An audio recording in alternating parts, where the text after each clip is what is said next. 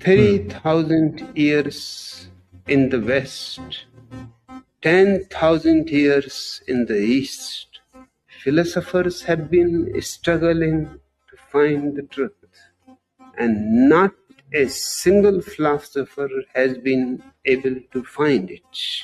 The way of philosophy does not go to truth at all. It is just rational gymnastics. So one philosopher can argue against another philosopher, and they go on arguing for centuries, but they have not come on a single point in agreement.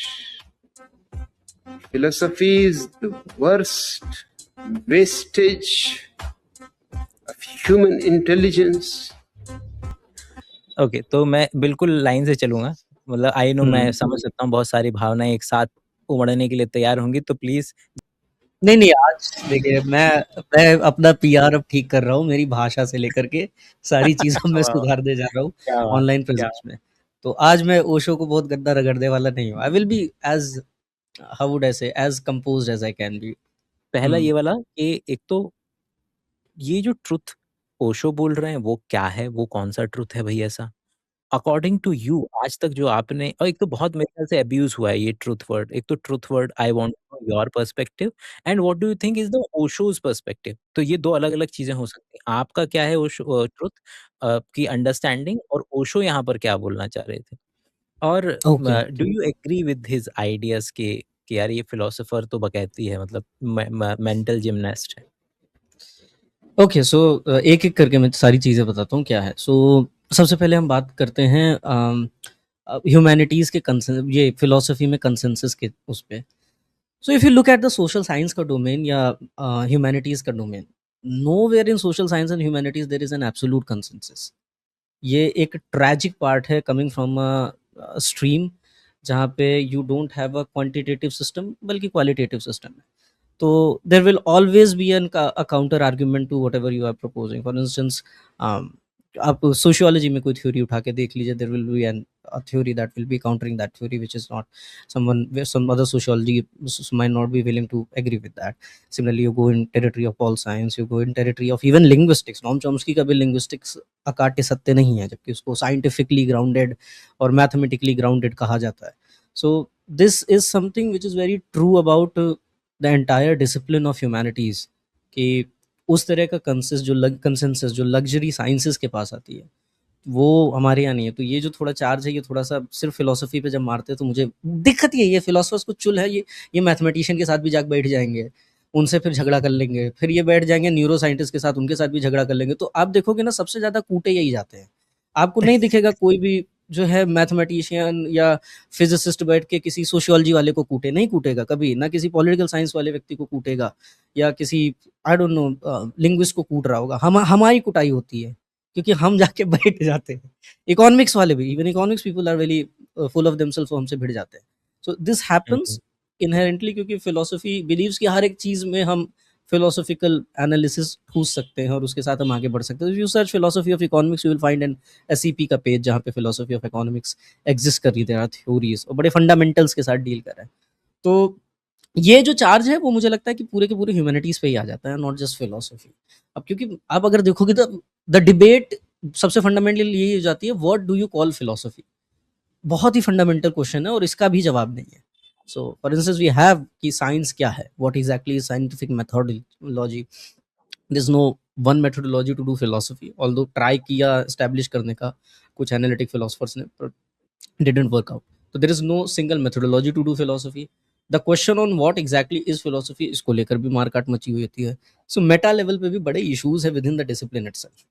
It's not a consensus वाली field.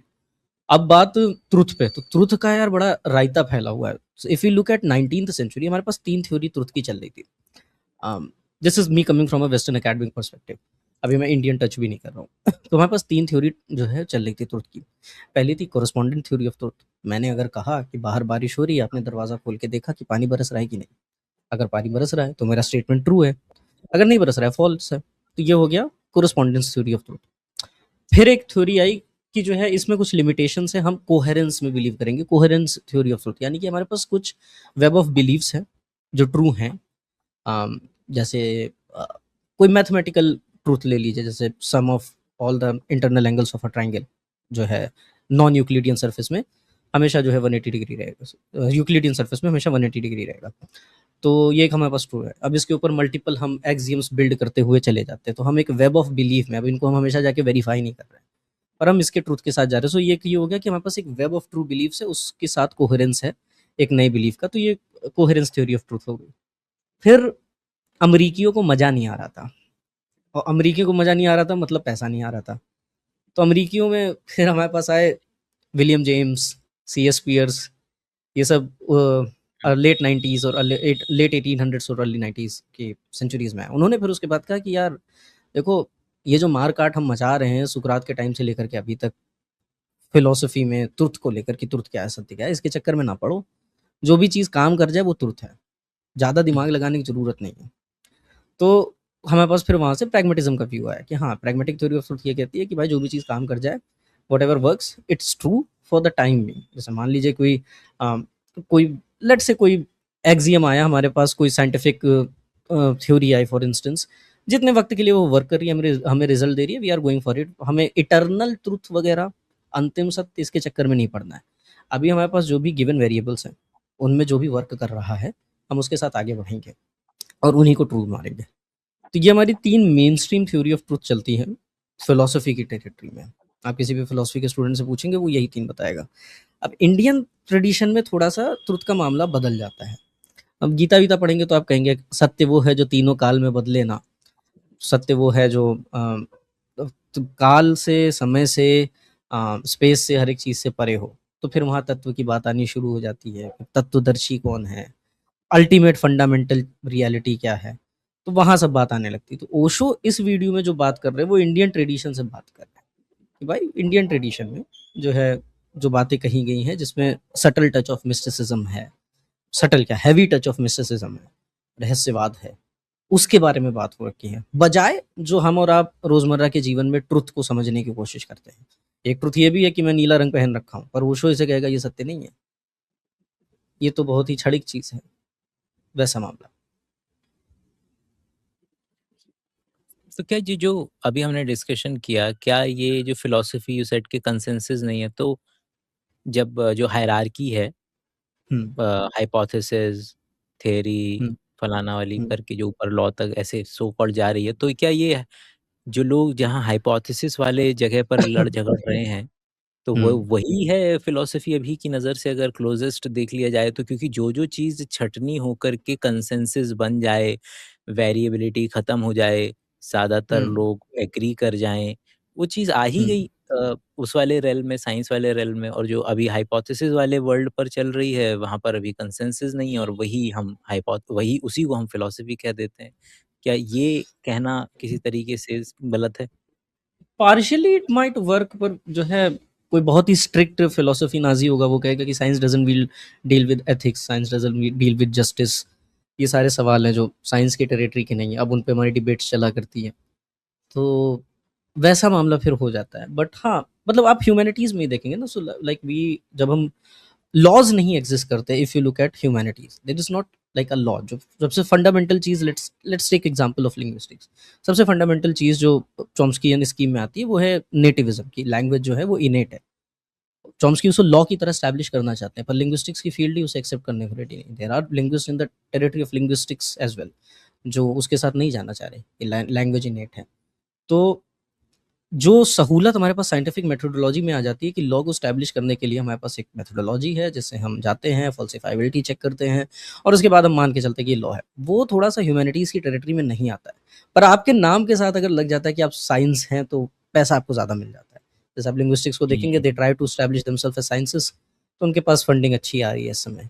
आप psychology वालों को देखेंगे, they try to establish themselves as sciences, तो उनके पास funding अच्छी आ रही है, बेटर आ रही है। दैट्स द ओनली डिफरेंस जो आ जाता है। बाकी आप जब उसके डेप्थ में घुसने की कोशिश करेंगे, इवन ब्रेथ में देखेंगे, तो बहुत ही सिंपल, जैसे पियाजे जो बात कर रहा है, इट्स नॉट नेसेसरी कि जो है आने वाले साइकोलॉजिस्ट वो पियाजे की बात से एग्जिस्ट करे। Even Chomsky doesn't agree with पियाजे, जबकि पियाजे फादर फिगर है। सो ऐसा मामला हो जाता है। This is where thing very digress कर जाती है। ये एक लिमिटेशन है ह्यूमैनिटीज की ही टेरिटरी का, जो साइंस में सहूलत है। और ये जो आपने अभी बोला था कि सत्य वाला, आपने जो इंडियन वर्जन है थोड़ा सा, वो हम्म, ओशो बात कर रहे हैं जिसमें मिस्टिसिज्म है थोड़ा सा, और मिस्टिसिज्म के हाँ अलावा व्हाट इज योर अंडरस्टैंडिंग, कि क्या लगता है कि अगर if I ask you like irrespective of the fact कि चलो मतलब I don't want you to quote things, like I would want हाँ टू, बट अभी हम्म के लिए if I don't, hmm I am not asking you to quote anything, your core understanding of truth की, यार ये पागलपंती वाली बात है, ये ऐसा कुछ अंतिम सत्य सच में ही कुछ नहीं होता है, और how do you understand, is it subjective, is it objective, या कुछ होते हैं सब्जेक्टिव या कुछ होते हैं objective, like what is your understanding of truth? बड़ा मुश्किल है इस पे जवाब देना, क्योंकि जो हमारी ट्रेनिंग हुई है, पढ़ाई लिखाई हुई है, जिस पे हेविली ग्राउंडिंग है साइंसेस की, अगर मैं मिस्टिसिज्म की टेरिटरी से कुछ जवाब देना शुरू करूंगा तो वो मुझे नहीं लगता कि सही होगा। ऑल्दो आई कैन, बट वो सही नहीं होगा। Maybe there are times when मैं उस डायरेक्शन में सोचूं, बट आई माइट अवॉइड। पर मैं एक छोटी सी बात करूंगा, जैसे अद्वैत वेदांत है, तो वहाँ पे 3 तरह की सत्य की बात करते हैं। पहला है प्रतिभाषिक सत्य, दूसरा है परमार्थिक सत्य, और तीसरा है व्यवहारिक सत्य। जो वेस्टर्न ट्रेडिशन में सत्य की मैंने बात की, तो एक-एक को मैं बता देता हूँ। प्रतिभाषिक सत्य वो होता है जो, अरे यार भूल गया, क्या-क्या था? प्रतिभाषिक, परमार्थिक और व्यावहारिक। व्यावहारिक सत्य वो है, मैं और आप जो अपने जीवन में देख रहे हैं, ठीक है? हमारी रोज़मर्रा की जो ज़िंदगी है, उसमें जो हम देख रहे हैं वो सत्य है, और उसमें जो वर्क कर रहा है, जो रियलिटी एग्ज़िस्ट कर रही है, जिस तरह से हम उसे परसीव कर रहे हैं, वो व्यावहारिक सत्य है। फिर आता है प्रतिभाषिक सत्य। प्रतिभाषिक सत्य अद्वैत वेदांतियों का, क्योंकि बहुत ही ज़्यादा ग्राउंडिंग है, बहुत ज़्यादा वो एग्ज़ाम्पल और एनालॉजी यूज़ करते हैं ड्रीम्स की। तो जो ड्रीम जगत में हम देख रहे हैं, जो महसूस कर रहे हैं, वो प्रतिभाषिक सत्य है। और तीसरा जो है परमार्थिक सत्य, वो अल्टीमेट रियलिटी की बात करते हैं। अब अगर इस फ्रेमवर्क के साथ हम अभी के लिए जानना चाहें, तो जो मैंने पहले कोरेस्पोंडेंस, प्रैग्मैटिक और ये थ्योरी ऑफ ट्रुथ बताई, वो सारी की सारी व्यवहारिक सत्य पे अप्लाई होती हैं, जिसको एक्नॉलेज किया गया, लेकिन बहुत ही ग्रॉस तरीके से वेदांत ट्रेडिशन में। लेटर वेदांत में किया गया होगा, अगर और ज़्यादा सटल तरीके से तो मुझे भी आइडिया नहीं है, पर अर्ली वेदांत में उसको बहुत ही ग्रॉस तरीके से एक्नॉलेज किया गया है।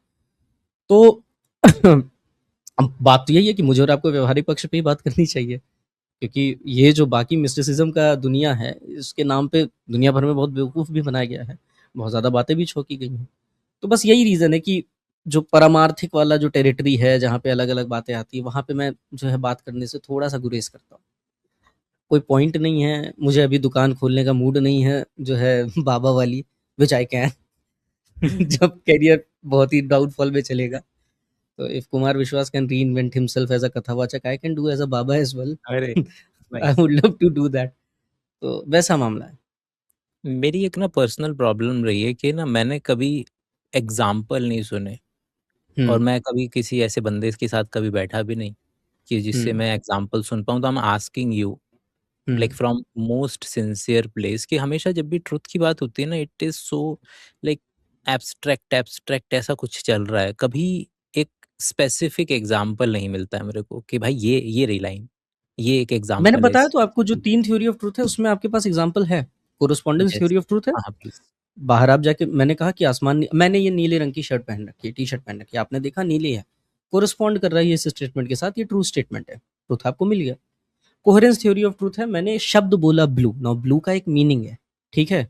वो मीनिंग मेरे मीनिंग मेकिंग सेंस में और आपके मीनिंग मेकिंग सेंस में जब सेम होगा, तभी आप रिप्लाई कर पाओगे कि जिसको मैं ब्लू बोल रहा हूँ वही ब्लू है, कोई और ब्लू नहीं है। या और सिंपल कह दे, लेट्स से पेड़ जो हैं, दे आर लिविंग ऑर्गेनिजम्स, ठीक है? तो इसमें फंडामेंटल हमारे पास कई सारे बिलीफ सिस्टम है। पहला तो what does it mean for something to be a living organism, what does it mean for something to be living. तो इसमें देखिए एक स्टेटमेंट है, इसमें कई सारे अंडरलाइन हमारे पास ट्रूथ्स हैं। अब उन ट्रूथ के ऊपर मैं एक और जो है ट्रूथ रखने की बात कर रहा हूँ कि पेड़ जो है वो लिविंग ऑर्गेनिज्म है। तो ये जो एक वेब ऑफ बिलीफ है, जो हमारे पास स्टैब्लिश्ड है कि ट्रू है, उसमें ये चेरी ऑन द टॉप है, जिसको हम एक्नॉलेज करें। तो ये हमारे पास कोहेरेंस हो गई। तीसरी मैंने कहा कि प्रैग्मेटिक थ्योरी में आ, आ, आ, कुछ भी ले सकते हैं, लाइक इंस्टाग्राम लोगों की सेहत के लिए अच्छा है, नहीं सेहत के लिए क्या, Instagram is good for people क्योंकि लोग उससे पैसा बना रहे हैं, गरीब आदमी अपलिफ्ट हो रहा है। I mean you can debate on that thing. But एक ट्रुथ की तरह उसे भी आप देख सकते हो। तो प्रैग्मेटिक में it's just whatever is working for the time being, go with it. तो आपको ये अल्टीमेट के साथ नहीं जाना। तो हमारे पास जो व्यवहारिक लेवल पे, जैसा मैंने आपको बताया, कोरेस्पोंडेंस, कोहेरेंस और ये तीसरी जो थ्योरी ऑफ ट्रुथ है, इन तीनों के आपको बहुत ही आसानी से अच्छे एग्जांपल्स दिए जा सकते हैं। मामला वहीं पे आता है जैसे हम मिस्टिसिज्म की बात करना शुरू करते हैं, जैसे हम मिस्टिसिज्म की टेरिटरी में घुसने लगते हैं, फिर वहां पे ट्रुथ एग्जैक्टली है क्या, उसका एग्जाम्पल देना मुश्किल हो जाता है। My counter argument would be from a understanding perspective कि ये जो एग्जांपल आपने दिए ना कि शर्ट का रंग या बाहर अगर बारिश हो रही है वो देख करके बताना, इसके लिए ट्रुथ जैसे शब्द को इवोक करने की ज़रूरत ही क्या है? और मेरे हिसाब से तो बिल्कुल भी कोई ज़रूरत नहीं है यहाँ पे ट्रुथ शब्द को इवोक करने की। We are trying to find out how how is the world working, mechanism of it. और उसकी मैकेनिज़्म में हम एक्सप्लेनेशंस लाने की कोशिश करते हैं कि if somebody is telling me this is blue, first thing कि व्हाट इज़ ब्लू? तो मैं कम से कम एटलीस्ट जाऊँगा, वेवलेंथ मैंने निकाली, जैसे कि वो सेम कलर की जो टी-शर्ट है, और अगर मैं एक रैंडम ब्लू कलर का पेन ले लूँ और उसकी वेवलेंथ देखूँ, और वेवलेंथ में मुझे बिल्कुल साफ पता चलेगा कि अगर मेरे पास कोई अंधा व्यक्ति भी अगर एक वो करे, मतलब एक एक पर्टिकुलर मैं उसके सामने 4 कलर की टी-शर्ट रख दूँ और उसको बता, वो केवल और केवल अगर मुझे ये बता पाए कि रीडिंग क्या है, तो वहाँ से भी इनडायरेक्टली निकाल कर के लाया जा सकता है, ओके ठीक है, ये हाँ, that is 540 you going with ये कोरेस्पोंडेंस थ्योरी। तो मैं तो यही जानना चाह रहा हूँ ना कि मैं, मेरे लिए जो अभी तक मैं समझता था कि यहाँ पर इस ऐसी चीज़ों के लिए ट्रुथ जैसी शब्द को, ट्रुथ तो मैं, क्या होता है ना कि दिस इज़ माय अंडरस्टैंडिंग कि जब चीज़ें बहुत ज़्यादा हेवी होने लगती है ना, तो हम प्लेस होल्डर यूज़ करते हैं for the lack of understanding. तो मैजिक, चुड़ैल, भगवान, है ना? मिथ्या, ये शब्द मुझे हेवी लगते हैं और प्लेस होल्डर लगते हैं कि जब चीज़ों की जब लोगों को जानकारी नहीं होती है ना, तो वो ये प्लेस हेल्ड होल्डर इस्तेमाल कर लेते हैं। वहाँ पर एक भी एक्सप्लेनेशन की कमी है, और एक्सप्लेनेशन जब जब लोगों को बोल दो, ये हवा में क्यों उड़ा? और उसने बोल दिया मैजिक। लोग मान लेते हैं। लोग कह देते हैं हाँ, ठीक है, अरे वाह! मज़ा आ गया। लेकिन वो कुछ है नहीं ना, वो तो मैजिक शब्द तो केवल एक प्लेस होल्डर है। वो तो कुछ कुछ बता नहीं रहा, कोई कोई नई इन्फॉर्मेशन या कोई नई अंडरस्टैंडिंग ऐड ही नहीं कर रहा है। तो अभी मुझे क्या लगता है कि ट्रुथ ना एक प्लेस होल्डर है, and I am trying to find out कि आखिर लोगों ने ये जो प्लेस होल्डर इस्तेमाल किया है, ये करना क्या चाह रहे थे। और कभी कभी जैसे जैसे अभी आप ये वाला देखो जरा, आप, है ना, मैं आपको दिखाता हूँ, एक सेकेंड होल्ड कर, ये आप ये वाला देखो। Is there only one truth, or are there many truths? There's only one truth. There's not Muslim truth and Christian truth or Hindu or Buddhist. There's only truth. Would you agree or see that truth has no path? It's not Christian path, Hindu path, or communist path. So it's a pathless land. If truth was fixed, then there's a path to it. But it's a living thing. You can't say, follow copy. It's a living thing. And each one interprets it as is in his own, according to his own conditioning. They generally agreed truth is universal. ये जैसे आपने मुझे blue shirt का example दिया, मैं तुरंत ये argument लाने की कोशिश करता हूँ कि यहाँ पे ट्रुथ शब्द की ज़रूरत ही क्या है? ट्रुथ तो अभी वहाँ पर इस्तेमाल हो रहा है ना, वो प्लेस होल्डर की तरह इस्तेमाल हो रहा है जहाँ पर मेरे पास एक्सप्लेनेशन नहीं मिल पा रही है मुझे। और स्टिल टिल डेट अभी भी आई एम वेरी कन्फ्यूज़्ड कि जब लोग बात कर रहे हैं, अब ये सर जो हैं वो अलग तरीके से उस प्लेस होल्डर का इस्तेमाल कर रहे हैं शायद ये बताने के लिए कि किसी कोई तो एक अंडरस्टैंडिंग है, अलग-अलग धर्मों से जाने की बजाय, मतलब it does not matter where you are basically coming from, you can end up at a one singularity. जैसे जैसे मेरे से जब आप पूछोगे ना, तो मैंने बना रखी है अपनी एक डेफिनिशन, एंड फॉर मी वो डेफिनिशन है कि कोई भी particular understanding that gets you maximum efficiency. कोई भी वो हर चीज़ में आ जाएगा। वो उसमें भई मेरे लॉज़ भी उससे डिफ़ाइन हो पाएँगे क्योंकि वो मैक्सिमम एफ़िशिएंसी के साथ लीस्ट टर्म पॉसिबल में मुझे न्यूटन की 3 लाइनें हैं।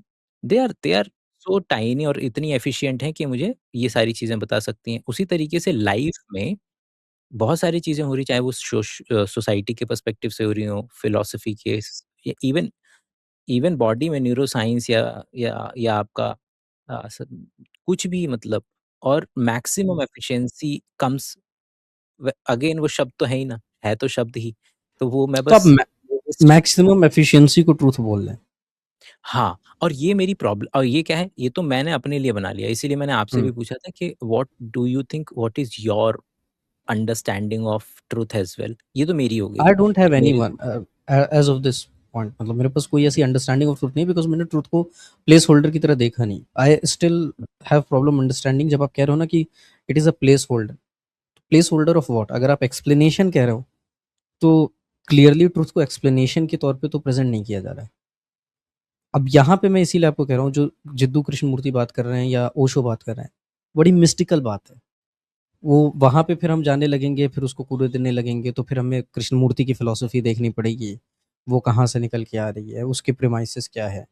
तो फिर एक वो वेब ऑफ बिलीफ है जिसमें उनकी बात जो वो रख रहे हैं वो एग्ज़िस्ट कर रही है। ओशो के पास तो ख़ैर कोई सिस्टमैटिक सिस्टमिक थिंकिंग नहीं है, तो अब उसके बारे में क्या ही कहें। पर इसीलिए मैंने जो मेनस्ट्रीम एकेडमिया में 3 नॉर्मेटिव थ्योरीज़ अभी तक चल रही हैं। फॉर इंस्टेंस, अभी नॉर्मेटिव उन्हें कहना ठीक होगा कि नहीं, आई डोंट नो। उनको लिया कि अब आई मीन बाहर अगर मैं आपसे कह रहा हूँ पानी बरस रहा है और आप जाके देख रहे हैं पानी बरस रहा है, तो आपने वेरीफाई कर दिया कि इट्स ट्रू, मैं सच बोल रहा हूँ या ट्रुथ है या ये सत्य है। तो आप ये कह सकते हैं कि maybe we are analysing statements, that I can agree with that, कि जो मैं ट्रुथ को बोल रहा हूँ, it is highly dependent on statements, it is highly dependent on language. But that has been the case with philosophy पिछले 70 80 90 साल से। जब से एनालिटिक फिलॉसफी आई है, हम लैंग्वेज के जो खेल हैं, पेचो-खम हैं, उनको समझने पे ज़्यादा फोकस कर रहे हैं। But I still am having difficulty, trouble है कि what do you mean it is place holder of what? जिस तरीके से मैजिक एक प्लेस होल्डर है, किसके हुँ, लिए? लैक ऑफ एक्सप्लेनेशन के लिए। हुँ, मैजिक बोलते ही लोग खुश बहुत हो जाते हैं कि हुँ, ये कबूतर कहाँ से आया? मैजिक। हुँ, और हुँ, लोग खुश भी हो जाते हैं। उनको लगता है हुँ, जैसे मैजिक शब्द कोई एक्सप्लेनेशन है, जबकि वो मैजिक शब्द एक मात्र एक प्लेस होल्डर था।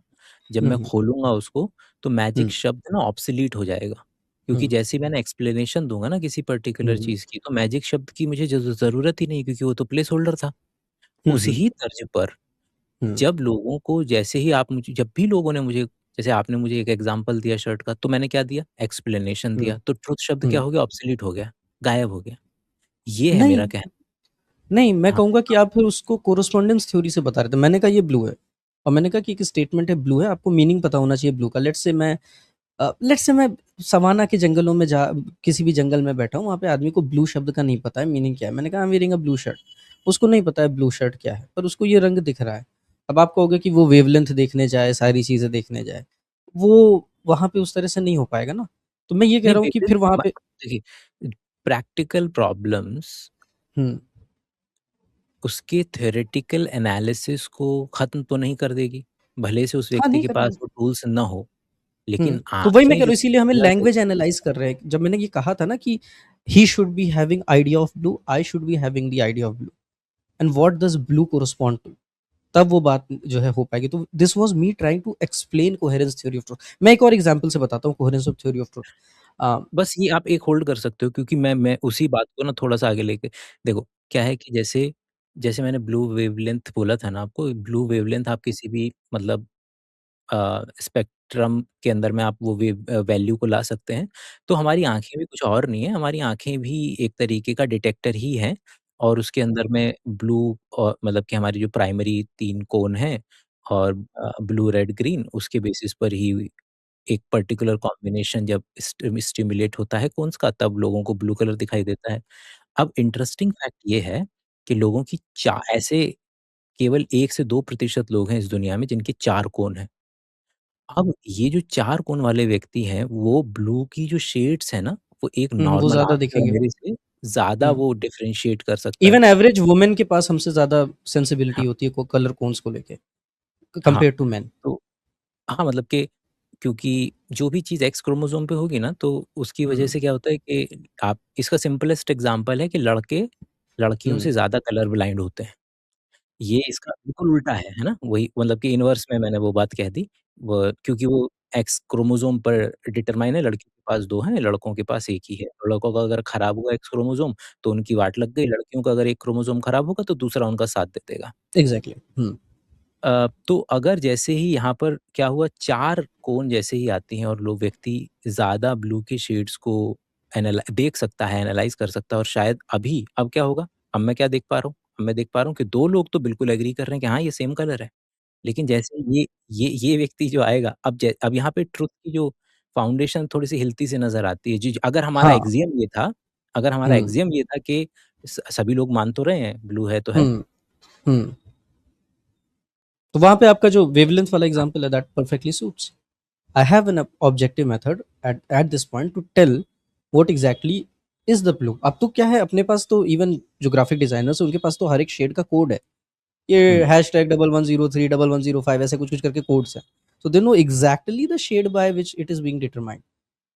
वो आपके phenomenological perception पे डिपेंड नहीं कर रहा है। You might be experiencing it completely differently. But जो विजुअल है it is corresponding to a number और वो ऑब्जेक्टिविटी वहां से आ रही है।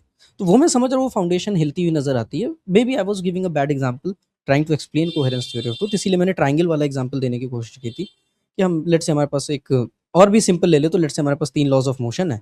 अब उसके ऊपर हम बिल्ड करते करते जो है चीज़ें लेके जा सकते हैं। Maybe so we have a fundamental web of belief which are our Newton के 3 लॉज और उसके ऊपर हम फर्दर लेट्स से हमने प्रोजेक्टाइल के भी जो है इक्वेशंस निकाल लिए, हमने सर्कुलर मोशन की भी चीज़ें निकाल ली, बिल्डिंग अपॉन दोज बिलीव्स। सो उस सेंस में maybe you can look at it, then it will sound much more better. तो मैं तो इसको बिल्कुल मैं इसको बताता हूँ कि मैं कहाँ से आपसे एग्री कर रहा हूँ। मैं इस नज़रिए से एग्री कर पा रहा हूँ कि एक ख़ास फ्रेम ऑफ रेफ़रेंस में उस पर्टिकुलर में ज़्यादातर लोग मतलब कि अगर नॉर्मल डिस्ट्रीब्यूशन भी बनेगा ना, तो 2 से 3 स्टैंडर्ड डेविएशन भी ले लो, कि 2 से 3 स्टैंडर्ड डेविएशन के लोग बिल्कुल एक-दूसरे से एग्री कर कर लेंगे और बस बहुत ही मतलब मान लो कि पी वैल्यू अगर आप वही ल ले रहे हो 0.05 की अगर ले रहे हो और अगर जैसे कि ये वाला आप ही का वाला एग्ज़ाम्पल जैसे 3 लॉज़ ऑफ मोशन है, तो भई हम जिस पर्टिकुलर रेंज में गवर्न कर रहे हैं मतलब वहाँ कि पे वो उस बहुत तरह से ज़्यादा एब्सोल्युटली हाँ, नीटली अप्लाई नहीं बस होते। हाँ, तो एब्सोल्यूट छोटे पे अप्लाई नहीं होगा, एब्सोल्यूट बिगेस्ट पे अप्लाई नहीं होगा। लेकिन ये जो 2 से 3 स्टैंडर्ड डेविएशन 99.9% लोगों पर ये पर्टिकुलर चीज़ ये सब लोग में कंसेंसस भी बन जाएगा कि हाँ, चलो इस पर्टिकुलर फ्रेम ऑफ रेफरेंस में ये पर्टिकुलर चीज़ इस तरीके से काम कर रही है और ये इसकी एक्सप्लेनेशन है। अब now this is the question कि क्या यही है आपके हिसाब से कि यही यही तो मैं बोल रहा था, इसी को तो ट्रुथ कहते हैं, जिसको मैं नहीं, मैं ये एक्सप्लेन नहीं कह रहा ये ट्रूथ है। I am just telling you this is one of the theories of truth, which is coherence theory of truth.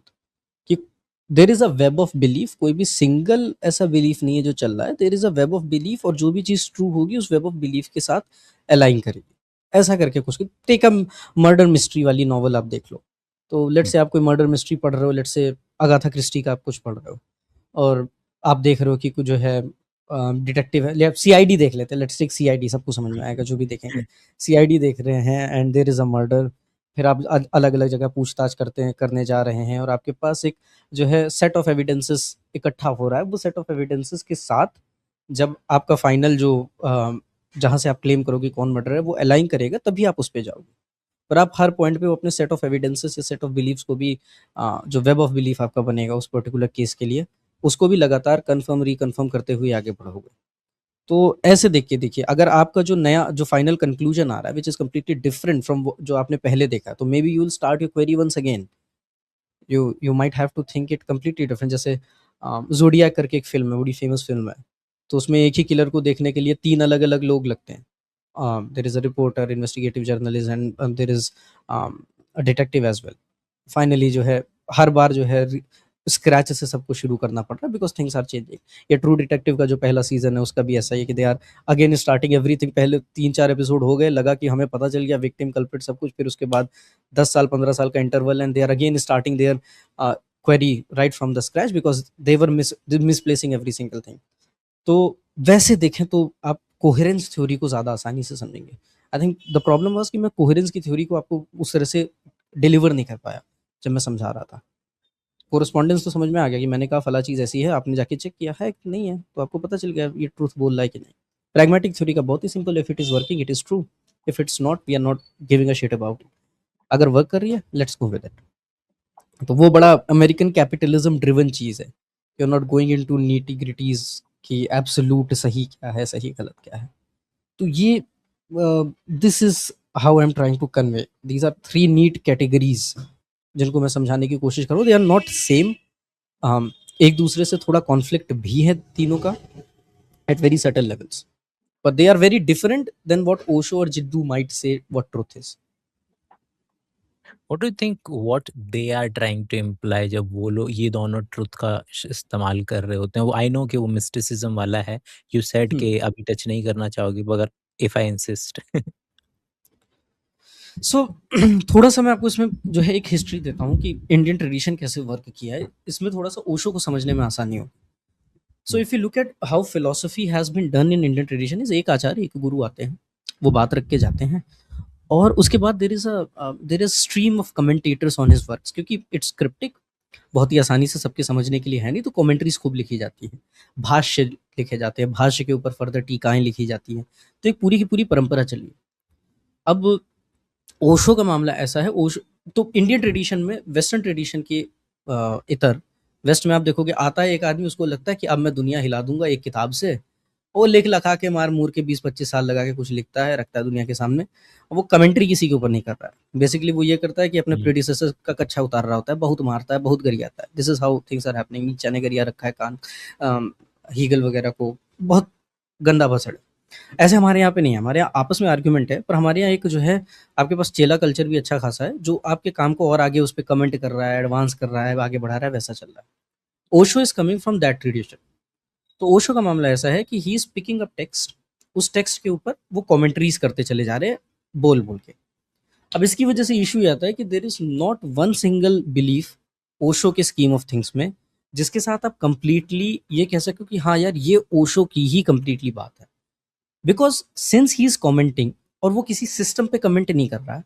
जैसे मान लीजिए आप वेदांत का, अद्वैत वेदांत के टेक्स्ट पकड़ते हैं, तो आपने केवल अद्वैत वेदांत के टेक्स्ट पे कमेंट्री की, तो आपके सिस्टम में या जो बातें आपने कही दुनिया के सामने आप लेके गए उनमें कॉन्ट्रडिक्शन नहीं आएगा। पर ओशो क्या कर रहे हैं कि वो ताऊ ते चिंग पे भी उठा ले रहे हैं, उस पर भी लेक्चर लपेट दिए लंबा चौड़ा। ओशो को दिखा I don't know Ashtavakra Gita दिखी, अष्टावक्र गीता पे भी खींच दिए 300 लेक्चर, 350 लेक्चर। ओशो को नॉर्मल गीता दिखी, गीता जो है अपनी भगवत गीता पे भी खींच दिए। ओशो को कोई और ग्रंथ दिखा, उस पर भी लंबा खींच दिए। फिर कुछ बातें और उन्हें फेंकने का मन हुआ तो वो भी फेंक दिए। तो इसकी वजह से what exactly are let's say 3 और 4 fundamental things which he has said, बड़ा मुश्किल हो जाता है। जैसे बुद्ध को लेकर हमें पता है कि आपके पास नोबल ट्रुथ है, सब कुछ शुरू वहीं से होता है, या जैन ट्रेडिशन में आपको पता है कुछ चीज़ें कि क्लियर कट हैं। ओशो के ऐसा कुछ ऐसा आपको सिस्टमैटिकली दिखेगा नहीं। So he is not a systematic philosopher, he is a commentator. और वो कमेंट करते करते कई बार अपनी ही बात जो पहले कह रखी है उसके साथ कॉन्ट्रडिक्शन लेके चले आते हैं। पर सिंस ही इज जो है in the territory, let's take for instance अभी के लिए केवल अष्टावक्र गीता का सेगमेंट जितनी देर ओशो ने बात करा, क्योंकि अर्लियर ओशो लेटर ओशो में थोड़ा सा डिफरेंस भी। तो अगर हम सिर्फ और सिर्फ अष्टावक्र गीता वाले टेरिटरी पे ही ओशो को देखेंगे, तो अष्टावक्र गीता में जो सत्य की बात कर रहे हैं ओशो, वो फंडामेंटल रियलिटी, अल्टीमेट रियलिटी है। और वो फिर वही कुल मिला के कुछ कुछ वैसी ही बात हो जाती है जो जिद्दू कृष्णमूर्ति कहते हैं। यहाँ पे थोड़ी सी सिमिलैरिटी आ जाती है। पर अभी वो विज्ञान भैरव तंत्र पे कमेंट्री कर रहे हैं, तो वहां पे आप देखने जाएंगे तो आपको लगेगा यार ये तो कंप्लीटली डिफरेंट बात कर रहे हैं। कृष्णमूर्ति के लिए सत्य क्या है, या अष्टावक्र गीता के लिए सत्य क्या है? सो अब यहाँ पे फिर philosophy of mind Indian tradition की इन्वॉल्व होती है। सो अब इसमें भी लेकर, जैसे बुद्धिस्टों में इस चीज़ को लेकर बहुत मार काट है। देर आर अलग अलग सेगमेंट्स ऑफ बुद्धिज्म, माध्यमिका है, योगचार है, अलग अलग इस चीज़ को लेकर बहुत ही ज़्यादा ट्रबल रहते हैं कि रियलिटी में हम जिस तरह से रियलिटी को देख रहे हैं उसमें कितना ज़्यादा माइंड इन्वॉल्व है रियलिटी के कंस्ट्रक्शन में। There is Sautrantika Vaibhashika school of Buddhism, there is Madhyamika school of Buddhism, there is Yogachara school of Buddhism. तो ये सारे के सारे आपस में भटते रहते हैं कि रियलिटी को जो हम देख रहे हैं उसमें माइंड का कितना इन्वॉल्वमेंट, रियलिटी है भी कि नहीं। इसको अभी हटा देते हैं। If you look at Ashtavakra Gita या if you look at Jiddu Krishnamurti, एक फंडामेंटल प्रिमाइस इनके आपको दिखेगा कि there is heavy involvement of mind. जिस तरह से हम रियलिटी को देख रहे हैं, तो जो हैवी इन्वॉल्वमेंट है माइंड का रियलिटी को परसीव करने में, जिसमें फिर उसके बाद सिर्फ माइंड नहीं है, फिर आप इमोशन भी आ जाता है, फिर आपका ईगो आ जाता है, ईगो यानी सेंस ऑफ आई, ये सारी 25 चीज़ें आ जाती हैं, जिसको बेसिकली तन्मतरास कहते हैं, मन बुद्धि चित्त अहंकार, बहुत सारी चीज़ें। तो फिर वो रियलिटी आपको अफेक्ट भी करने लगती हैं, फिर आप उस रियलिटी को जिस तरह से वो है उससे इतर भी महसूस करके देखना शुरू करते हैं, तो चीज़ें फजी हो जाती हैं। Hence you need to have thoughtless awareness and all that. तो वहाँ पे फिर जो है एक बड़ी फजी पिक्चर बन जाती है जब आप इसको देखने बैठेंगे Jiddu Krishnamurti. But I think I am speaking too much. एक एक करके क्वेश्चन पूछेंगे तो नहीं ज़्यादा बेटर होगा। नहीं going नहीं, on it's with- okay, totally cool. It's fine. हाँ हाँ बिल्कुल, बहने दो। मतलब मेरे को तो जैसे आपने बोला ना, तो मुझे तो डोंट यू थिंक कि जब आपने कहा कि ओशो कमेंट्री कर रहे हैं, जबकि आपने बोला कि वेस्टर्न फिलोसोफर्स पिछले वालों को उधेड़ रहे हैं, don't you think they are identical things? क्योंकि ओशो अगर अपना कुछ नहीं दे रहे हैं और वो कमेंट्री दे रहे हैं, और कमेंट्री में एक्चुअल में उधेड़ रहे हैं, क्योंकि he is famous for that. और आपने जबकि बोला कि नीचे अगर हेगल को उधेड़ रहे हैं, तो मुझे तो ये दोनों चीजें आइडेंटिकल नजर आ रही हैं। बट ओशो नहीं करते हैं ना ऐसा। आप देखिए ताओ ते चिंग पे जब बात कर रहे हैं तो he is not absolutely crushing Tao Te Ching. He is spreading of ideas of Tao Te Ching. Agreed he is बिल्कुल spreading the agree, idea of Tao लेकिन Te Ching with he with he tadka of Osho. हाँ, he has done both ना, क्योंकि he has नहीं, done both traditional मैं बताता हूँ, उसमें भी एक खेल है। सो जितना हम्म, भी आपका ट्रेडिशनल स्ट्रक्चर जैसा चला आ रहा था, जहाँ पे हम्म, गुरु शिष्य परंपरा थी, चेला परंपरा थी, बहुत ही कंस्ट्रिक्टेड थी रिचुअलिज्म में, ओशो ने उनकी धज्जियां उड़ाई है, खूब उड़ाई है।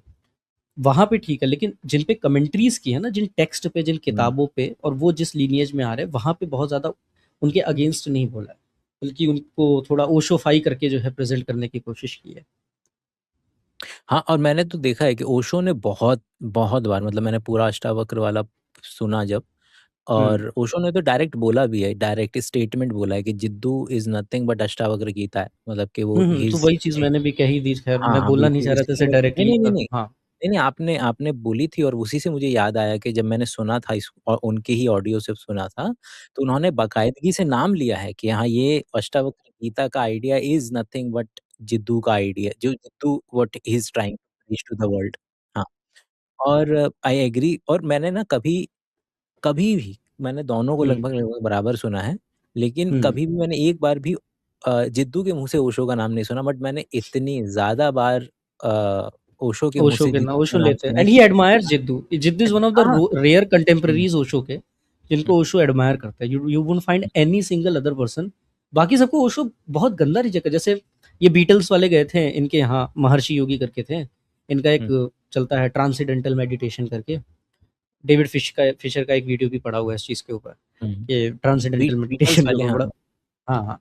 तो ये जो स्वामी थे इनको बहुत गंदा इनको लताड़ रखा है ओशो ने अपने डिस्कोर्सेस में।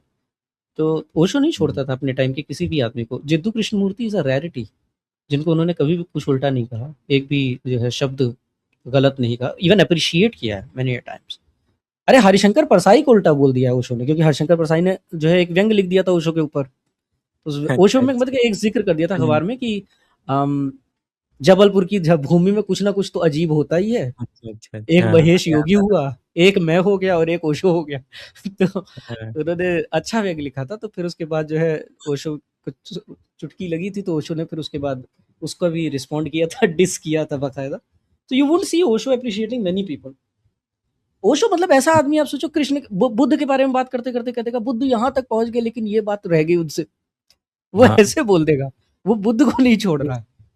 हाँ, तो ही इज़, और मैंने देखा है कि इसीलिए शायद बहुत ज़्यादा, मतलब हिंदी भाषी क्षेत्रों में तो बहुत ही ज़्यादा 90-10 नज़र आता है मुझे, जिद्दू और वर्सेस ओशो को सुनने वाले में। मुझे हम्म, जिद्दू का अगर नाम भी सुना होगा, तो they have not consumed most of, मतलब hmm, much of his work at least, hmm, maybe because वो पूरा 1 घंटा लेते हैं शायद एक बात को एस्टैब्लिश करने के लिए हाँ, एक बहुत ही और छोटा-सा प्रीमाइस बिल्ड करने के लिए।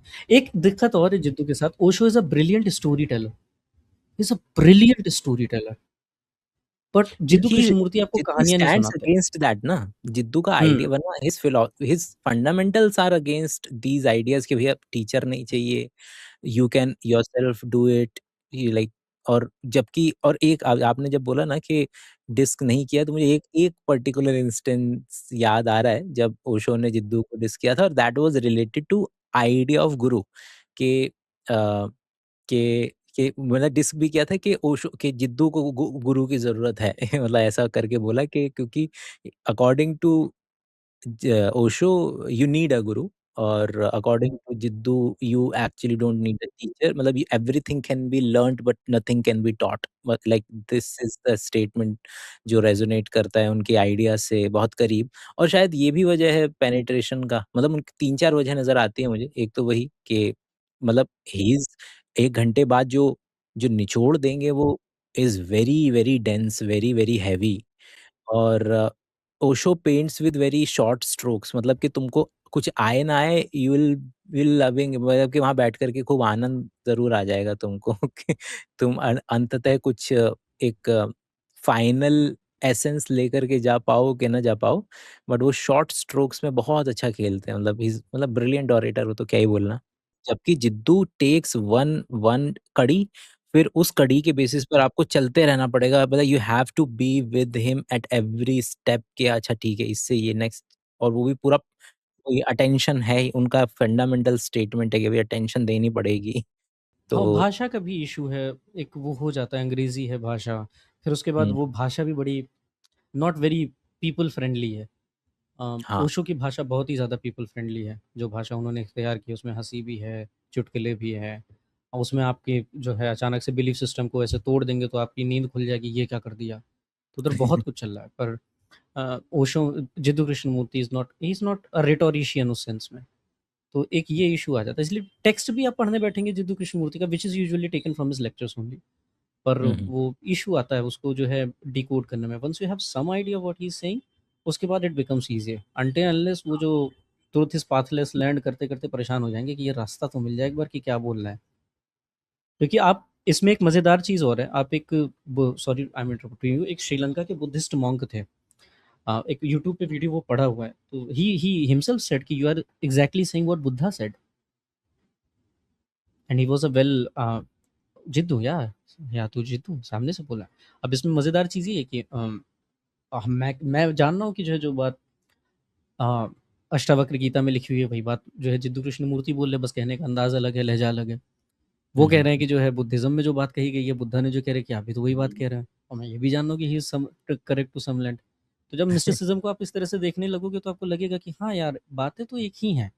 मार कुटाई हम कर रहे हैं जब उसको बहुत ही ज़्यादा एनालिटिकली या बहुत ही ज़्यादा दिमाग लगा के देखना शुरू करना। तो वो चेलों हुँ। की लड़ाइयाँ हो जाती हैं। एक और जो शब्द बहुत ज़्यादा पॉपुलर है इस पर्टिकुलर रेल्म में, and that is hmm. This And society doesn't want man to be free. Freedom Society basically. does not want man to be free because freedom means, according to social, oh, freedom means disorder. Revolt means disorder. Revolution means disorder. But man is always seeking freedom. तो यहाँ पर ये भी freedom की direction से जा रहे हैं, सिकंदर चाहे भारत आता है, तो यूनान के एक बड़े फकीर डायोजनीस से मिलने गया। डायोजनीस नदी के तट पर सुबह की धूप ले रहा। सिकंदर ने जाके कहा, डायोजनीस तुम धन्यवादी समझो अपने से, महान सिकंदर तुमसे मिलने आए। डायोजनीस हंसने लगा और उसने कहा कि स्वयं को महान कैसा वो पागल, और मैंने तुझ जैसा दीन दरिद्र आदमी पहले नहीं देखा। ये महान होने का दावा आंतरिक हीनता को छिपाने के लिए ही किया जाता। ये आभूषण, ये वस्त्र, ये काफिला, ये फौज फाटा, ये सब दिखावा, भीतर बिल्कुल खाली, लाख उपाय ऐसे भी भरेगा। मतलब again indirectly the idea of that Diogenes is free as compare to hmm. Sikandar, है ना? तो डायोजनीस का तो वैसा है बड़ा डायोजनीज का फ्रीडम जो है ना, उसके साथ एक इश्यू भी है, that is very anti social freedom. Take Jiddu Krishnamurti. Jiddu Krishnamurti is not anti social. उनका idea of freedom is not anti social. भले वो कह रहे हैं कि वो डिसऑर्डर लेके आएगा, the idea to be free, क्योंकि आप लीग से हटके चलोगे, जो सोसाइटी आपसे एक्सपेक्ट कर रही है आप नहीं करना चाहोगे, आप उससे सिरे से रिगूल कर दोगे, तो वो तो एक अलग है। पर डायोजीनीज की खुद की हस्ती जो थी वो बड़ी एंटी सोशल थी। तो ये एक चीज़ है कि कुछ भी खा लिया, मतलब it's a fun thing to read about Diogenes. जब मैं शुरू में कंटेंट बना रहा था, पढ़े पढ़े कुछ भी करते हुए, तो मुझे सब कहते रहते थे ये इंस्टाग्राम का डायोजीनीज है। Yeah, there's a fun times. तो आई लाइक सिनिकल फिलोसोफर्स है, बट हाँ, मैं वापस से आते हैं फ्रीडम वाले आइडिया पे। What is your understanding of freedom as compare to why this word is like इतना ज़्यादा नज़र आता है इस so called in case, so अगर lack of better world, spiritual वाला जो वर्ल्ड है उसमें फ्रीडम शब्द बहुत ज़्यादा नज़र आता है। And what is your understanding of freedom? मेरा अंडरस्टैंडिंग ऑफ फ्रीडम बड़ी रिसेंटली डेवलप हुआ है, और वो अब ऐसा बन गया है कि अगर कोई भी चीज़, मतलब मुझे अपने स्व को विचलित नहीं होने देना है किसी भी चीज़ से। अगर मेरा स्व विचलित नहीं हो रहा है तो मैं फ्री हूँ। मेरा जो बीइंग है वो किसी की तारीफ से, किसी की बुराई कर देने से, किसी के पीठ थपथपा देने से, किसी के 4 गालियाँ दे देने से, या इवन अपने भी किसी पर्सनल अचीवमेंट से अगर विचलित नहीं हो रहा है, तब मैं जो है फ्री हूँ कंप्लीटली। और फिर ये और भी टेरिटरी में चला जाता है। प्रेम में अगर आप हो तो अगले के चले जाने से, या प्रेम में नहीं हो तो किसी के ना होने से, ये सारी चीज़ों से। तो मेरा वैसा है कि जब I am not there yet, पर वो बड़ा ईजी टू अंडरस्टैंड मेरे लिए है कि भगवत गीता में भी उसको स्थित प्रज्ञ कहा गया है, सुख दुख के समय कृत्वा लाभा लाभे जय जय। तो आपका जो स्व है वो जब बाहर की किसी भी चीज़ से अफेक्ट नहीं हो रहा है, उस आपका जब चित्त शांत चल रहा है और बाहरी चीज़ें आपको अफेक्ट नहीं कर रही, तभी आप ट्रूली फ्री हो। You don't have to be anti social, you don't have to be taking people सिरे लट्ठे से कि अबे तुम ऐसे हो, बैल बुद्धि हो, बट वो अंदर नहीं जाने जाए। मैं एक्नॉलेज कर रहा हूँ जो बात आ रही है, पर वो मुझे इमोशनली मेंटली किसी भी तरह से डिस्टर्बेंस में ना डाले। एक वो शांत झील है, वो शांति उसकी बनी रहे। नो वन आई कैन, मतलब आप शायद इस बात से एग्री करना चाहेंगे, बट योर व्यूज के you can not just tell yourself कि मैं अब विचलित नहीं होऊंगा। There has to be some kind of fundamental understanding you need to achieve first, जिसके कॉन्सिक्वेंस के तहत अब आप एक ऐसी पोजीशन में होंगे जब चीजें ऑटोमेटिकली आपको विचलित नहीं करेंगी। You can not merely tell yourself कि नहीं नहीं मुझे विचलित नहीं होना है, हाँ, ये मतलब शब्द से वो, नहीं होगा, वो ये शब्द का मामला नहीं, ये अंदर के बिलीफ सिस्टम का मामला है, या even how you look at the world उसका मामला है। तो दैट आई तो एग्री, ये चीज़ तो मैं समझता हूँ। What was your understanding that led to this consequence कि अब चीजें विचलित नहीं, मतलब कि क्योंकि बोला ना मैंने कि कह करके तो नहीं हो सकता ना कि नहीं मैं विचलित नहीं होऊंगा अब नहीं, अगर। मैं विचलन में बहुत रहना पड़ा ना। जैसे हम लोग की जनरेशन को रहना पड़ रहा है, लाइक एक कांस्टेंट स्टेट ऑफ बर्नआउट भी है और एक कांस्टेंट एंजाइटी भी है। ये एक डिफरेंस हमारी जनरेशन फील ही कर रही है, मतलब every single person is going through that. तो मुझे भी उन चीज़ों से गुजरना ही पड़ा। आसपास भी लोगों को देख रहा हूँ गुजर रहे हैं, उनको भी गुजरना पड़ रहा है।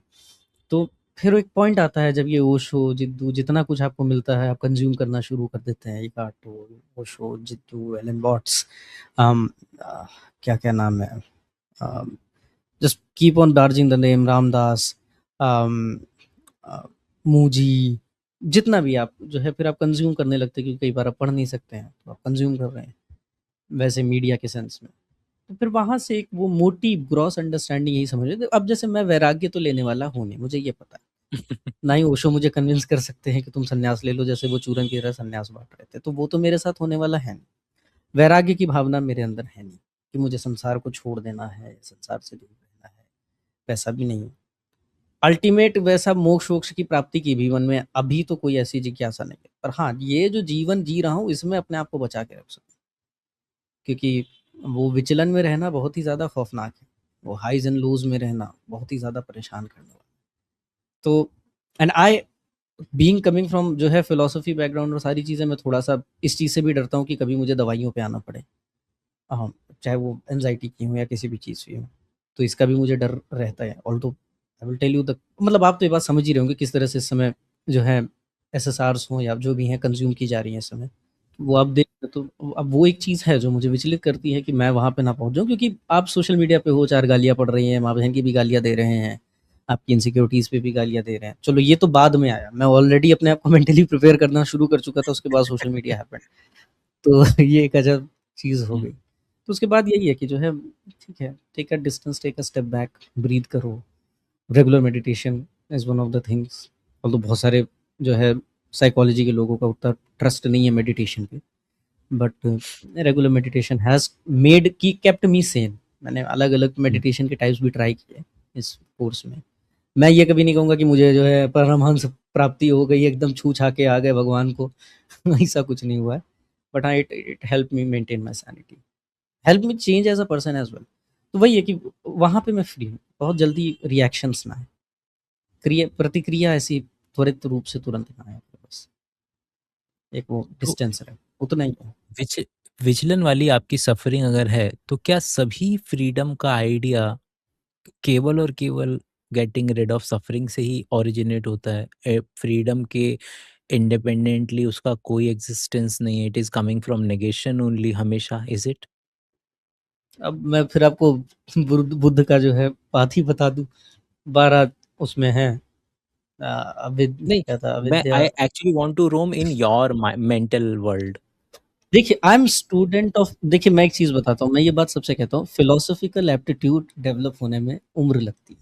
I am very young when considered from the territory of philosophy, and I am still a student of philosophy, इसलिए मैं अपना कुछ भी ऐसे पक्के से मारने से पहले थोड़ा-सा बचता हूँ। लगता है लोगों को कि मैं अपना मार रहा हूँ, पर वो मेरा होता नहीं है। लोगों को लगता है कि मैं हर वक़्त अपना मार रहा हूँ। मैं लिटरेचर में मार सकता हूँ अपना, और उधर मैं बहस कर सकता हूँ, पर फिलॉसफी में इट्स अ सेंसिटिव टेरिटरी जहाँ पे मैं कोई भी बात कहते समय बचूँगा। तो अगर आप कहेंगे तो मैं फिर आपको यही बता सकता हूँ बुद्ध ने क्या बात कही है, और मैं आपको बताऊँगा कि उसमें फ्रीडम के लिए ज़रूरी है कि भाई जन्म है तो दुःख होगा ही। न्याय जो है फिलॉसफी में भी 4-5 स्टेजेस हैं, उसमें भी सेम बात है। मिथ्या ज्ञान, अविद्या, विज्ञान, सर्वनाम, भूल गया, नाम ही भूल गया यार एकदम, ऐसे बैठा हूँ अभी। स्पर्श, वेदना, तृष्णा, उपादान, भव, जाति, स्टार्टिंग के याद नहीं आ रहे हैं। तो बुद्ध का पूरा साइक्लिक है, उन्होंने दे रखा है आपको। आप उसे देखेंगे तो कह देंगे कि इसी तरह से चलना। तो आपको फ्रीडम अगर चाहिए तो आपको इस साइकिल से निकलना है। उस साइकिल से निकलने के लिए या अविद्या तोड़ो, या जड़ तोड़ो, या वेदना तोड़ो। इट्स अ साइकिल, आप जहाँ पे भी उस जंजीर की कड़ी तोड़ पाओ तोड़ दो। तो आपने कहाँ से तोड़ी थी? मैंने नहीं तोड़ी है, आई एम स्टिल स्ट्रगलिंग। हम्म, मैंने कुछ नहीं तोड़ा। आई गेट अफेक्टेड, हम्म। ऐसा नहीं है, बट जो है कोशिश रहती है कि अपने आप को बचा के रख सको जितना हो सके। और ये क्या है जो that you want to save? क्या? यू सेड ना कि मैं जितना हो सके अपने आप को बचा के रख सकूं। हम्म, यही व्हाट हँसता इज दिस? मुस्कुराता आदमी, एक आदमी जो शांत चित्त का है। वो पर्सोना जो इंटरनेट पे, that's a completely different thing. पर एक आदमी जो शांत चित्त का है, जो सोच सकता है, जो शांति से रह सकता है, उतना ही बचाना है, उससे ज़्यादा क्या करना है। मैं किसी को नुकसान ना पहुँचाऊँ एंगर इश्यूज़ की वजह से अपने, या अपने किसी भी उसकी वजह से, मेरी सफ़रिंग की वजह से कोई और ना सफ़र कर रहा हूँ, या मैं किसी पे सफ़रिंग इम्पोज़ ना करूँ अपनी सिचुएशंस की वजह से, जो कि हम सभी करते हैं अपने पार्टनर्स पे, अपने पेरेंट्स पे। वही बड़ी बेसिक सी चीज़ें, मूलभूत चीज़ें हैं, बस उसको फ़िलॉसफ़ी से थोड़ा वो छौका मार दिया मैंने बहुत, उसमें कुछ ऐसा खूबसूरत सा नहीं है, बड़ी बहुत ही मूलभूत कॉमन सेंसिकल चीज़ें हैं जिससे मैं बचना चाहता हूँ, जो होने से बचना चाहता हूँ। हाँ, मतलब मेरे को भी ऐसा कोई अ, मतलब मैं बिल्कुल उम्मीद नहीं करता ग्रैंडियोरनेस में। ग्रैंडियोरनेस हाँ, इज़ छलावा सा लगता है मुझे कि इस वो बातें बातें बड़ी मतलब कि वही है ना कि I don't entertain the idea कि कोई बेहतरीन आइडिया किसी बेहतरीन प्लेस से ही आएगा। Source hmm, does not matter for me. क्योंकि सड़क पे चलते हुए किसी ने पान की पीक थूकते हुए भी कोई एक स्टेटमेंट बोल दिया जिससे मेरी प्रॉब्लम सॉल्व हो गई एंड दैट्स इट। लाइक मुझे तो मेरा प्रॉब्लम सॉल्व करना था ना, वो व्हाई डू आई वांट कि वो किसी बड़े नेता, बड़े बाबा, बड़े उससे बड़े फिलोसोफर से वो स्टेटमेंट मेरी मतलब वही कर सकते हाँ, हैं मेरी एग्ज़ैक्टली। Problem solve. हुँ। तो ये मतलब कि नेक्स्ट इसी के पर्टिकुलर पार्ट में the idea of love. What is love?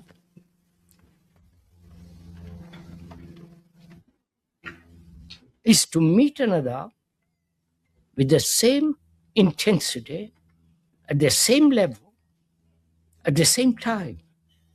You understand? I Isn't don't. it? That's ठीक है, यही मतलब दिक्कत यही है, है। nobody understands how he says it, what he says. Only he gets it in his head. Literally I have found so many answers और मतलब मैं मतलब लोगों को मैंने कहते सुना था कि कभी-कभी आप फ़िक्शन पढ़ते हैं तो कोई ऐसी एक लाइन आ जाती है, तो आप बस किताब बंद करके कमरे में इधर-उधर घूमते रहते हैं कि क्या हो गया, ये क्या हो गया? या फिर आप सो नहीं पाते हैं रात को। आई एक्चुअली हैव फाउंड, मैंने बोला ना कि मेरे लिए सोर्स मैटर नहीं करता और सोर्स अगर मैटर नहीं करता तो क्या नाम है, ओशो और जिद्दू भी मैटर नहीं करते। आई आई नीड दोज़ स्टेटमेंट्स जिन्होंने मेरी प्रॉब्लम सॉल्व की, तो मुझे मिले हैं। मेरे को ओशो से कई गुना ज़्यादा मेरी प्रॉब्लम्स के सॉल्यूशन जिद्दू ने दिए हैं और वो and not any manageable solutions, it's like termination of problem, क्योंकि वही सॉल्यूशन है, वरना तो मतलब I don't agree with the idea कि मैनेज करते रहो पूरी ज़िंदगी। I think obsolete problem obsolete होनी चाहिए, खत्म होनी चाहिए। हाँ, वो जैसे एक वैराग्य भाव आ जाता है ओशो को सुनते-सुनते। बहुत सुना है मैंने, इसलिए मैं बता रहा हूँ, वैराग्य भाव आपके अंदर आ जाएगा और आपके अंदर एक वो फिलॉसॉफिकल सुपीरियॉरिटी का भाव आ जाएगा कि मुझे जो पता है ना किसी को नहीं पता है, क्योंकि मैं ओशो सुन रहा हूँ। ये आ जाएगा। कृष्णमूर्ति को पढ़ते सुनते वक़्त ऐसा आपको कभी महसूस नहीं होगा। ये वैसा ही है जब आप नया-नया मेडिटेशन करना शुरू करो तो आपके अंदर एक वो आ जाता है कि साला हम तो मेडिटेशन कर रहे हैं बे, हम तुम हमारे बराबर हो बे, तुम हमारे जितने होगे। हाँ, तो 4 ये घंटा कुछ किया वैसा ही। मालूम? वही वी तो we actually started to treat it, क्योंकि हमारा मतलब बैगेज वहीं से आ रहा है ना, बैगेज आ रहा है करेंसी की तरह ट्रीट करना। हम हर हाँ, चीज़ को करेंसी की तरह ट्रीट करने लगते हैं, तो हमने मेडिटेशन को भी सोशल एक करेंसी की तरह ही ट्रीट करना शुरू कर दिया, शायद शुरुआत में एटलीस्ट। आजकल स्ट्रावा पे दौड़-दौड़ के सोशल करेंसी बना रहे हैं। अच्छा। आप दौड़ने गए कि नहीं एक भी बार स्ट्रावा नहीं, ऑन करके? मैं नहीं गया हूँ और मैं केवल वो दूधिया साइकिल है मेरी, मेरा वही है, अ, वो है और मेरे पिताजी का 1980 के डंबल है। ये 2 चीज़ों का इस्तेमाल करता हूँ मैं अपने लिए। जिम नहीं जाते आप? नहीं, नहीं। अम, आप हाँ, तो वैसे मतलब भी फिट है कि तो अच्छा ही है। नहीं, नहीं, नहीं, ठीक है, मतलब कि आई वाज़ ओबीज़, मैं I hope, hmm. I don't know if you know it और नॉट, बट नहीं, आई don't no. I have seen you like this only. हाँ, आई वाज़ मतलब ओबीज़ एज़ इन मेरा बचपन पूरा ओबीज़ बीता है। मतलब कि मेरे साइज़ के कपड़े अच्छा। एग्ज़िस्ट नहीं करते थे, मेरे को सिलवाने ही पड़ते थे, तो दैट काइंड ऑफ ओबीज़। तो हुँ। अ, ख़ैर आप हाँ, जेन तो ज़ी मैं होते तो ट्रांसफॉर्मेशन वीडियो डालते बैकग्राउंड म्यूज़िक के साथ। हाँ, तो ये अच्छा, पहले तो थोड़ा-सा आगे सुनते हैं इनको, फिर लेते हैं। Sure. is to meet another with the same intensity, at the same level, at the same time. You understand? Isn't it? That's love. I'm not talking of physical love. I'm talking love which is not desire, which is not pleasure. To meet somebody with that same intensity, right? With the same sense of time in the sense of, and with the same passion. That is love. Now, if there is that love in another, and you have this quality of mind which is silent, there is communication, right? Without word. That is a communication which is really communion, complete sharing of something which is not capable of being put into words. एक कवि हैं, उनके बारे में मुझे सुनने में आया कि उनसे कि हाँ, एक इंटरव्यू में देख रहा था, एक कवि हैं, उनसे पूछा गया कि आपको लगता है नई जनरेशन पढ़ रही है कि नहीं? तो उन्होंने उन्होंने कहा यार 21 साल का एक लड़का है, वो मेरे सामने अष्टावक्र गीता कोट कर रहा है, वो अपनी कविताओं में योग वशिष्ठ लेकर आ रहा है। मैं 45 साल का हो गया हूँ, 50 साल का हो गया, मैंने आज तक नहीं पढ़ी है, तो मैं कैसे मान लूँ कि उसने नहीं पढ़ी है? पर अब आप देख रहे हो ना किस तरह से बड़ी ही जो है फ्रैगमेंटेड सेंस में टोकनिज्म में इंफॉर्मेशन या ज्ञान जो है बच्चों के पास आ रहा है। तो वही जो 18, 19, 20 के पहुंचेंगे, जैसे आपने इतने दिन समय बिताया, फिर उसके बाद आपने सोचा कि हाँ चलो अब इस पे बात करने के लिए maybe I am ready enough और टू स्पीक ऑन इट और टू डिस्कस।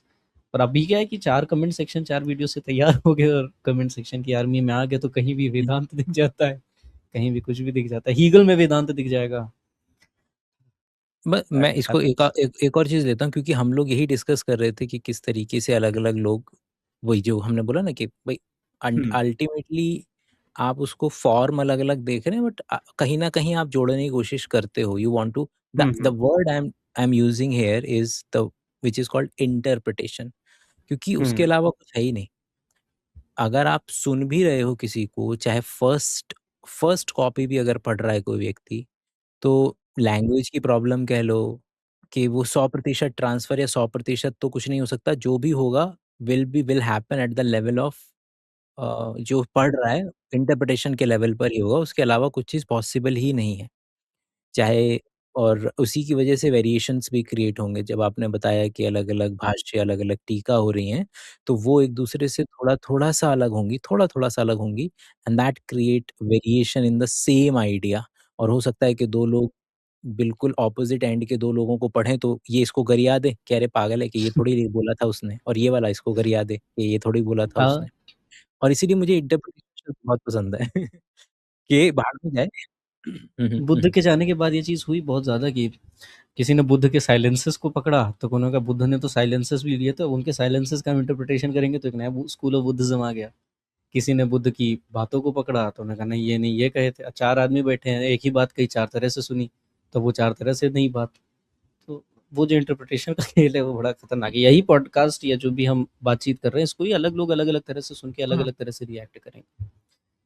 और एक मेरे को तो ये I it's not a bug, it's not a bug, मेरे इट्स अ बून, मेरे हिसाब से बग नहीं है बिल्कुल भी। It is the best hmm, thing that can happen, क्योंकि अगर चीज़ें 1 टू 1 100% ट्रांसफ़र हो सकती होती और वेरिएशन हुँ, नहीं हुआ होता, तो हुँ, वो नई नॉलेज भी एग्ज़िस्टेंस में नहीं आ सकती थी, क्योंकि फिर तो वही चीज़ ट्रांसफ़र होती रहती 100%। और अगर हुँ, 100% ट्रांसफ़र हो रही है, तो उसके अंदर में जैसे एआई वाले के हम बात करते हैं ना कि हैल्यूसिनेशन हल्का-सा हुँ, आर्टिस्टिक लिबर्टी प्रदान करता है उसको, तो it's a good thing in that sense, hmm, in this particular sense. और मैं फिलॉसफी का स्टूडेंट नहीं हूँ। मैं हुँ, मैं as a terminal person what do I have some problems, I have some questions, I fucking want my answers, और I don't care कि हुँ, वो मेरे को आंसर कहाँ से मिल रहे हैं, मेरी प्रॉब्लम कौन सॉल्व हुँ, करके दे रहा है। एंड इसलिए हुँ, मुझे इंटरप्रिटेशन का आइडिया और भी खूबसूरत लगता है। मैं क्या करूँ कि अगर किसी को लगता है कि ये स्टेटमेंट्स ओशो ने या जिद्दू हुँ, ने या किसी और व्यक्ति ने इस कॉन्टेक्स्ट में इस व्यक्ति के लिए ऐसे कहा था। मतलब हुँ, कि मैं अगर सपने में, मतलब दिस इज़ द हुँ, मतलब closest most bizarre statement I can say, कि सपने में भी अगर मुझे कोई हुँ, ऐसा रैंडम व्यक्ति मिलता है और मुझे कोई बात बोल जाता है और सुबह मैं उठता हूँ, हुँ, मुझे वो हुँ, पर्टिकुलर स्टेटमेंट याद रहता है उस व्यक्ति का जो मुझे सपने में बोला, और उस हुँ, स्टेटमेंट से मैंने अपने इस फिज़िकल वर्ल्ड की प्रॉब्लम्स खत्म कर दी। मतलब कि अगर उसका कोई एक अंडरस्टैंडिंग जो भी वो मुझे बोल के गया, उससे मेरी हुँ, असल ज़िंदगी की प्रॉब्लम खत्म हो गई, तो दैट्स इट ना मेरे लिए, एज़ अ नॉन हाँ, फिलॉसफी के स्टूडेंट के लिए। और इसीलिए मुझे, मतलब कि जब लोग लड़ते हैं ना, तो मुझे it's okay, as a writer, as a commentator, as a जो आप काम को जो लोग संजो करके रखना चाहते हैं, आगे बढ़ाना चाहते हैं, वो लोग जब इस तरीके की लड़ाइयाँ लड़ रहे होते हैं, क्योंकि उनका धंधा है, उनका काम है, वहीं से हुँ, निकल रहा है। लेकिन मुझे ऐसा लगता है कि ज़्यादातर लोग तो मेरे तरीके के वाले होने चाहिए ना, जिनको बस भाई अपनी प्रॉब्लम ढूँढो, प्रॉब्लम का सॉल्यूशन निकालो जितना जल्दी हो सकता है, और वो जहाँ मर्ज़ी से आए। तो या तो मैं इस ज़्यादातर लोग सेंस कैंप्स वाले हैं, किसी कैंप का हिस्सा होना चाहते हैं। कुछ नहीं मिला तो कांग्रेस जनता पार्टी के कैंप में चले गए। सो ज़्यादातर या we want a collective ideology, sense of being उस चीज़ से निकल के आता है। वी आर अभी एक ऐसी एज चल रही है जहाँ पे जो है I would say there is just too much, तो इसलिए आप किसी एक चीज़ के साथ बहुत लंबा स्टिक नहीं कर पाते। तो जो भी मिल गया, जितने वक्त के लिए मिल गया, आप उसके साथ एकदम लॉयल्टी से। आचार्य प्रशांत की भी फैन फॉलोइंग है। अगर मैं उनका नाम लेके 4 बात बोल दूँ तो इस कमेंट सेक्शन में भी बहुत खूबसूरत बातें आएंगी उनके यहाँ से ही। तो वैसे and it has never made sense to me. Next time It has never made it has never made sense to me how he has, मतलब बड़ी कॉमन सेंसिकल बातें करके, वेरी कॉमन सेंसिकल बातें करके उन्होंने, मतलब कोई भी पढ़ा लिखा आदमी वही बातें ही करेगा जो आचार्य प्रसाद कर रहे हैं, पर he has amassed a great amount of following and I don't understand how it has happened. तो वही है कि there are people who want to stuck to some belief system, some personality, something, तो उसी का असर है। हम और आप जो अपने काम के लिए जो वो है नहीं, दोहा है, वो था दो बहाए, माल रखो और जो है बाकी चीज़ें फेंको, जो ज़रूरत की अच्छा, अच्छा। माल से मेरा मतलब कुछ और है। काम की चीज़ें रखो और जो व्यर्थ काम है की उसको फेंक दो। हाँ, तो हम वैसे देखने की कोशिश करते हैं कि हाँ, जो हमारे काम का है हम ले लेंगे। इनफैक्ट इसका बड़ा सुंदर उदाहरण एक हमें जो है एक लोग ने दिया था, मुझे बड़ा सुंदर लगा था। उनको भी किसी ने दिया था कि हमें जो है हनी बी बनने की कोशिश करनी चाहिए, कि भाई हमें फूल से मतलब नहीं है, हमें चाहिए अपने काम की चीज़, और जहाँ-जहाँ से जितनी मिलती चले, लेते चलो। अपने आप को एनरिच करते चलो, फिर चाहे वो कन्वर्सेशन से मिले या कोई बात मिले, क्योंकि फिर आप कहीं और वो बात बोलोगे तो आप और बेहतर खुद को प्रेज़ेंट करोगे, या आप उस चीज़ से खुद भी बहुत खूबसूरत बेहतर बदलाव अपने अंदर हो सकता है। तो सबका नहीं है, सब पकड़ लेते हैं, कैंप्स में बँट जाते हैं, उसके लिए क्या कर सकते हैं। हाँ, so we were at love. हाँ, यस। कृष्ण तो please thank you so much कि पहले तो कि योर अंडरस्टैंडिंग ऑफ लव, अभी क्योंकि अभी आपने प्रेम का नाम भी लिया था, आपने प्रेम का नाम लिया था उसके संदर्भ में, जब आप बात कर रहे थे, विचलित होने वाली स्थिति की बात कर रहे थे ना जब आप, तब आपने प्रेम का शब्द का नाम लिया था और आपने बोला था कि उसके अंदर में भी मतलब कि मे बी मतलब वहाँ पर आपने विचलन, तो उसको लिंक करने के लिए क्या है प्रेम कवि? क्या है प्रेम? कैसे तुमसे कहूँ कि क्या है इश्क, जान रोग है बला है इश्क। मुश्किल है, मतलब कठिन काम है इस बारे में बात करना। गज़लें लिखी हैं मीर ने, तो 2 गज़लें लिख दी उसी पे। और मैं रोमांटिक और जो नॉर्मल मतलब कि रोमांटिक और क्या कहें प्लेटोनिक, दोनों ही तरीके को अगर आप उठा सकें कि प्लेटोनिक, रोमांटिक, बीइंग के लेवल पे, फिर एक जो है साइकोलॉजिकल नेसेसिटी के लेवल पे, हर लेवल पे फिर आ जाता है जब आप उसे देखना शुरू करोगे। यही तो दिक्कत है एक ना, आपका जैसे पहले की सॉरी, जनरेशन थी, उसे ये सब आप बोलिए। पहले की जनरेशन थी, आप लोग को इतना दिमाग थोड़े लगाना पड़ता था कि जो है 25 तरह के प्रेम होते हैं। प्रेम है, फ़ील हुआ बस खत्म है। अब वहाँ पे जो है, हाँ, मतलब अब जो है मुझे पता है कि let's say I am talking to someone and I am feeling love and care for that person, ठीक है? बट आई नो कि this person is not compatible with me, but I am addicted to being with that person. अब ये एक दिक्कत की बात आ गई, मसला क्रि अब ये एक दिक्कत की बात आ गई, मसला क्रिएट हो गया। फिर आपको जो है सेक्सुअल डिज़ायर किसी के लिए है कि भाई ज़िंदगी तो इसी के साथ मज़ेदार हो सकती है, रातें इसी के साथ हसीन हो सकती हैं, तो यार यही चाहिए।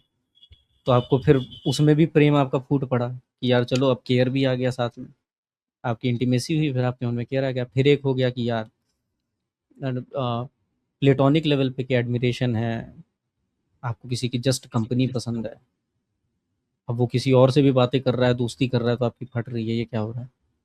बड़ा अजीब है मामला, बहुत खराब है मामला इसको देखने पे। ये भी एक त्रासदी है, मुझे लगता है कि इतनी एनालिटिक होने, भावना के लेवल पे इतना एनालिटिक होना बड़ा दुखद हो जाता है। ये just keep on over analysing. ये सिचुएशनशिप जैसी बकवास आ गई, ये पहले कहाँ थी? पसंद आया, नहीं पसंद आया, नहीं पसंद आया, या होती भी थी तो लेबल नहीं लगता था। आजकल हर किसी की 3-3 4-4 सिचुएशनशिप। हाँ, मतलब 3, मैं आपको बता रहा हूँ, I will be very honest, हर किसी के पास 2 ढाई 3 सिचुएशनशिप आज के टाइम पे चल रही हैं। It's a web of situationships. ठीक है, जल्दी मार्केट से निकल लिए हम, अच्छा रहा। नहीं, it's a very tricky situation प्रेम में होना अभी। Fortunately I am in love, I am with someone for quite a long time, तो मैं इस चीज़ से बच गया because I am with someone for quite a long time. पर हाउ वुड दिस है, जो अभी-अभी नए-नए आ रहे हैं, उनके सामने तो इतना है सोचने के लिए, कि वो सोच में ही पड़ जाएँगे कि यार इससे चाहिए क्या मुझे? बस यही यही सवाल फिर दिक्कत क्रिएट कर देता है। फिर ये वो बीइंग वाला लव नहीं है जो कृष्णमूर्ति कह रहे हैं कि आप बस हो उसके साथ, and you are, time is lost, you are filled with happiness, और बोलने की भी ज़रूरत नहीं। बस हो। अब वो मैंने तो एक्सपीरियंस नहीं किया उस तरह से। I would love to experience that kind of love. Osho इसके बारे में बताते हैं, एक बार कबीर से मिलने कोई आए थे, हाँ, हाँ। पता नहीं कोई कहानी सुना रखी है। कबीर से मिलने कोई आए थे, कोई बड़े निज़ाम, मतलब उसी टाइम के औलिया फ़कीर टाइप के थे कोई। तो आए वो कबीर की कुटिया में और देखा कबीर को। कबीर की आँखों से आँसू बहने लगे, उनकी आँखों से आँसू बहने लगे। दोनों बस एक दूसरे को देख के मुस्कुरा रहे हैं।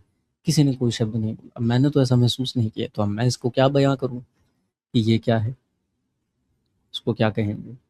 ये भी एक है, पर ओशो बातें भी बढ़िया बनाता है, तो हो सकता है बातें ही बनाई हो क्योंकि इसका कोई हिस्टोरिकल एनेक्डोट तो नहीं है हमारे पास एक्यूरेटली। बट हुँ। हाँ, कठिन चीज़ है मतलब प्रेम पे बात करना। पहले थोड़ा-सा आसान था क्योंकि मैं जब ग्रेजुएशन में था, मेरे एक टीचर ने कहा कि प्रेम इज़ डेडिकेशन प्लस सैक्रिफाइस। अगर आप किसी के लिए डेडिकेटेड और आप उसके लिए सैक्रिफाइसेस कर सकते हैं, तो वो प्रेम है। आपके यहाँ प्रेम है। मुझे बड़ी अच्छी लगी थी ग्रेजुएशन में जो है ये वाली डेफिनेशन। कि हाँ भाई, चिपका सकते हैं, कहीं भी एकदम कूल बन सकते हैं, किसी के डीएम में जाके मार सकते हैं। You know what is love? तो फिर उसके बाद अब धीरे-धीरे ये भी वर्क करती नहीं दिख रही है। Can you choose it? मतलब जैसे आपने अभी स्टेटमेंट बोला तो इससे एक smell I as if you can choose. मेरे को लव में ना एक वर्ड बड़ा करीब नज़र आता है and the word is helplessness. Helplessness in hmm, a good way. कैसे? क्योंकि क्योंकि वो बोलते हैं ना, जब पसंद क्या है? पसंद को जब आप ज़्यादा एनालाइज़ करोगे ना तो बॉटम लाइन निकलेगी, बस पसंद है। तो कि आप जितना अ, मर्ज़ी उसमें निकाल लोगे, लेकिन वो अंततः आपकी, मतलब हमारे पास जैसे एक्सप्लेनेशन है, मैं अगर बाइफरकेट या डिवाइड करने की कोशिश करता हूँ, तो एक को बोल दो कि लव है किन सिलेक्शन वाले लव हैं, बिकॉज़ ऑफ इवोल्यूशनरी बायोलॉजी, कि आपके किन जो होते हैं उनसे आपका रहेगा, क्योंकि आपका हुँ, जीन सर्वाइवल मैकेनिज़्म है। हुँ, तो हुँ, किन हुँ, सिलेक्शन वाला लव आ गया, एक हो गया।